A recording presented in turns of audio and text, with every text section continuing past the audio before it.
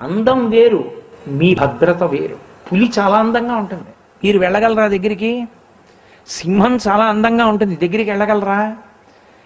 అమ్మ ఎంత వయసు వచ్చేయనివ్వండి, 80 ఏళ్ళు వచ్చేసి ఒళ్ళంతా ముడతలు పడిపోనివ్వండి, ఆ ముడతలు ఇలా పట్టుకుని ఇలా నిలబెడితే అలా నిలబడిపోతుంది చర్మం, స్థితిస్థాపక శక్తిని కోల్పోయి.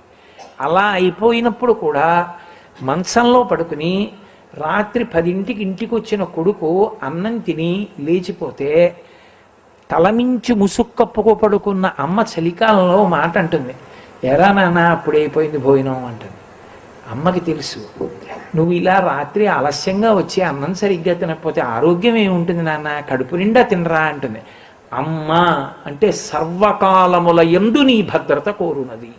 అందుకే ఒక కఠినమైన విషయాన్ని చెప్తారు. ఒక వేశ్య ఒక పురుషుణ్ణి, నీ తల్లి గుండె పట్రా, నువ్వు కోరుకున్న అనుగ్రహాన్ని ఇస్తానంది.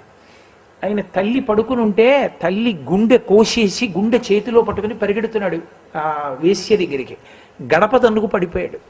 ఆ గుండె చేతిలోది కింద పడిపోయి ఆఖరిసారి కొట్టుకుంటోంది. కొట్టుకుంటూ నాన్న దెబ్బ తగిలిందా అందిట. కోసేశాడు, గుండె పట్టుకుపోతున్నాడని కాదు, కొడుక్కి దెబ్బ తగిలిందేమో అని చూసింది. అది అమ్మ. సాక్షాత్ పరదైవంగా తను చూసినటువంటి భర్త చేతితో నిప్పు పెట్టినా వ్యానవాయువు వదలదు, శరీరాన్ని వదలదు వ్యానవాయువు. కడుపున పుట్టిన కొడుకు ఆనందహోమం అని చేస్తాడు జ్ఞాతుల కోసం. అందుకే 11 రోజులు జ్ఞాతులందరూ మైలపడతారు. ఆ ఆనందహోమం చేసి వ్యానవాయువు నుంచి తప్పుకో, శిథిలం అయిపోయింది కదా శరీరం, ఇంకో శరీరాన్ని పొందమ్మా నాన్నగారండి అంటే కొడుకు మాటకు వదిలిపెట్టేస్తారు. అది కొడుకు గొప్పతనం, అది తల్లి గొప్పతనం. అటువంటి తల్లి కన్నా సౌందర్యం లోకంలో ఎక్కడుంటుంది? తండ్రి అనలేడు ఒక మాట. చిన్నతనంలో ఒళ్ళు వేడెక్కితే వాడు పిల్లాడు ఏదో పలవరిస్తుంటే, పాలు పడితే కక్కేస్తుంటే డాక్టర్ గారు కూడా ఏవో మందులు ఇచ్చి చూద్దామమ్మా మరి ఏం తాగట్లేదు అంటే తండ్రి కూడా ఏం పర్వాలేవే ఎక్కడికో తీసుకెడదాం అంటాడు. తల్లి ఒక మాట అంటుంది, నాన్న నీకు ఇలా ఉంటే ఎందుకురా నేను బతికి, నా ఆయుర్దాయం కూడా పోసుకుని నువ్వు బతకరా నాన్న అంటుంది. తన ఆయుర్దాయం పోసేసుకుని బ్రతకమని కోరగలిగిన ఏకైక వ్యక్తి లోకంలో తల్లి ఒక్కతే. ఆమెయే సౌందర్యం.